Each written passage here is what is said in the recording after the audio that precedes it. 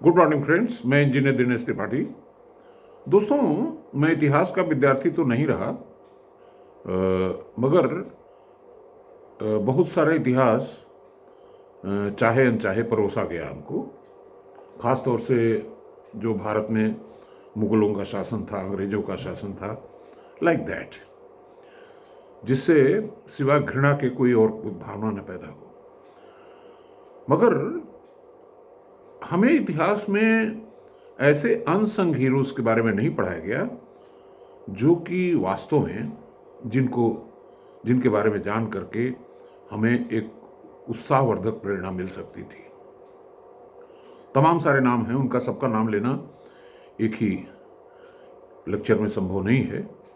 आज मैं एक नाम लेकर के आया हूं जिसको 99.9% इंडियंस नहीं जानते हैं, चाहे वो पुराने लोग हों चाहे नए लोग हों।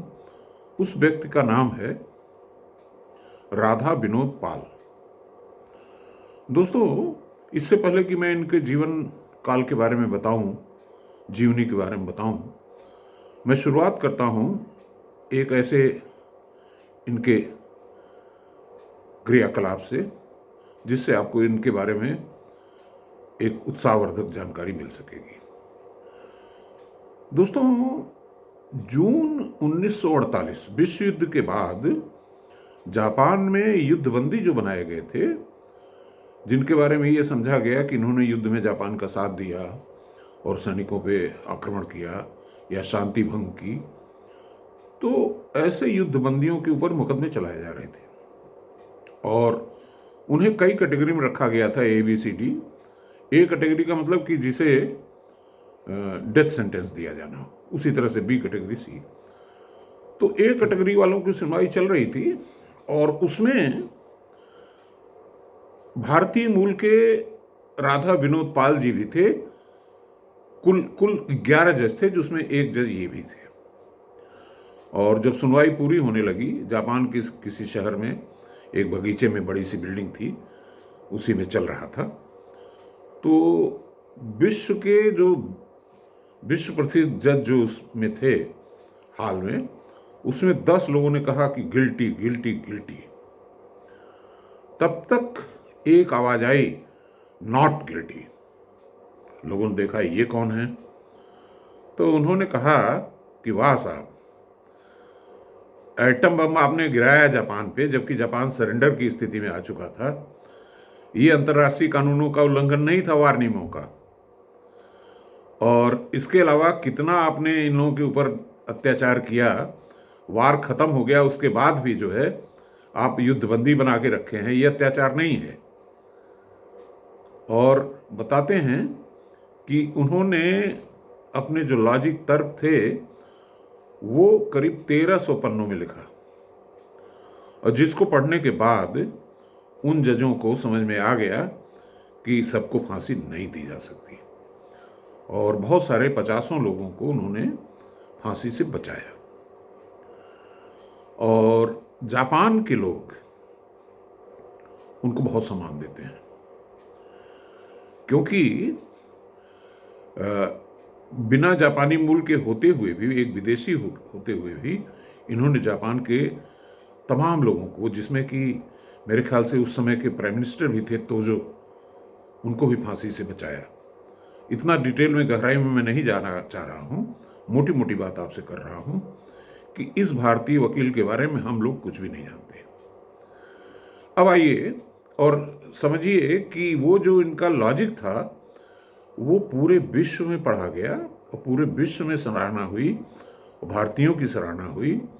इसके अलावा जापान ने अपने सिलेबस में, कानून के सिलेबस में उस लॉजिक को और जजमेंट को डाला। इसके अलावा जापान में तमाम सड़कें ऐसी हैं, टोक्यो में तो कहाँ, जो इनके नाम पर हैं, लाइब्रेरीज हैं, म्यूजियम्स हैं। और अभी लेटेस्ट आप समझिए कि शिंजो आबे जब भारत आए थे तो मोदी जी से उन्होंने कहा था कि मुझे विनोद पाल के घर जाना है, उनके परिवार के लोगों से मिलना है। तो कहा जाता है कि उनके लड़के से उन्हें मिलवाया भी गया था। ये होता है कि जो हमारे हीरोज़ हैं उनको कैसे सैल्यूट किया जाए, चाहे वो किसी भी मूल के हों। अब आइए इनकी जीवनी के बारे में थोड़ा जान लेते हैं। दोस्तों, विनोद पाल जी ये पूर्वी बंगाल, जो अब मेरे ख्याल से बांग्लादेश हो गया, वहाँ के एक गांव में पैदा हुए थे। गांव का नाम कुंभ था और बहुत गरीब परिवार से थे। इनकी माता जी थी और घर में एक गाय थी जिसे दिन भर चराते रहते थे। और जहाँ चराने जाते थे वहाँ पे एक प्राइमरी स्कूल होता था। तो स्कूल में जो पढ़ाई होती थी उसको ये खिड़कियों से देखते रहते थे और देख करके ही सीख लेते थे। समझिए नए जमाने का एकलव्य। तो उसके बाद क्या हुआ कि कई साल बाद स्कूल में एक इंस्पेक्शन हुआ। तो उसमें जो इंस्पेक्टर था उसने बहुत सारे सवाल पूछे बच्चों से, 8-10 सवाल रहे होंगे। एक भी सवाल का जवाब बच्चे नहीं दे पाए। खिड़की से पाल साहब देख रहे थे तो उन्होंने कहा कि इफ़ यू अलाउ मी, तो मैं सारे सवालों का जवाब दे सकता हूँ। तो इंस्पेक्टर ने उन्हें अंदर बुलाया और सारे जवाब सुनने के बाद उसने कहा, आप किस क्लास में पढ़ते हो? इनका मैं तो पढ़ता ही नहीं, मेरा तो दाखिला ही नहीं है। तो इंस्पेक्टर ने इंस्ट्रक्शन दिया कि इन्हें स्कॉलरशिप दी जाए और इन्हें एडमिशन दिया जाए। अल्टीमेटली हुआ क्या कि वहाँ से टॉप किया, हाई स्कूल टॉप किया और फिर प्रेसिडेंसी कॉलेज गए, वहाँ टॉप किया। फिर एमएससी मैथमेटिक्स किया, वहाँ भी टॉप किया। फिर इनके मन में आया कि क्यों ना हम कानून की पढ़ाई करें, और ultimately he became a doctorate in law. और चढ़ते गए सीढ़ियाँ और अल्टीमेटली ये अंतर्राष्ट्रीय कोर्ट ऑफ जस्टिस में भी पहुंच गए। तो अब सोचिए कि एक भारतीय मूल का एक ऐसा काबिल आदमी, अच्छा इन्होंने लिखा था कहीं पे कि कितना बड़ा कंट्रास्ट है। देखिए कि मैथ्स से इन्होंने एमएससी किया और उसके बाद लॉ में डॉक्टरेट किया। Just see the contrast. तो उसके बारे में पूछे जाने पे इन्होंने कहीं कहा था कि मैथ्स और लॉ को जितना हम अलग समझते हैं वो शायद उतना अलग है नहीं, क्योंकि दोस्तों मैथ्स भी लॉजिक पे आधारित है और कानून भी लॉजिक पे आधारित है।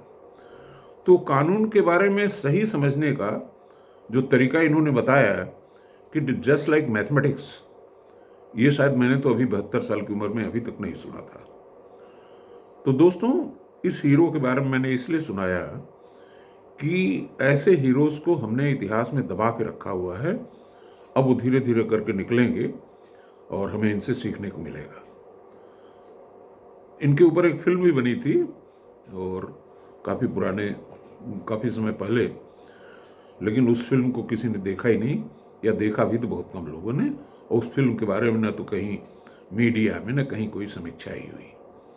फिल्म का नाम मैं पता करके आपको अगले लेक्चर में बताऊंगा। धन्यवाद।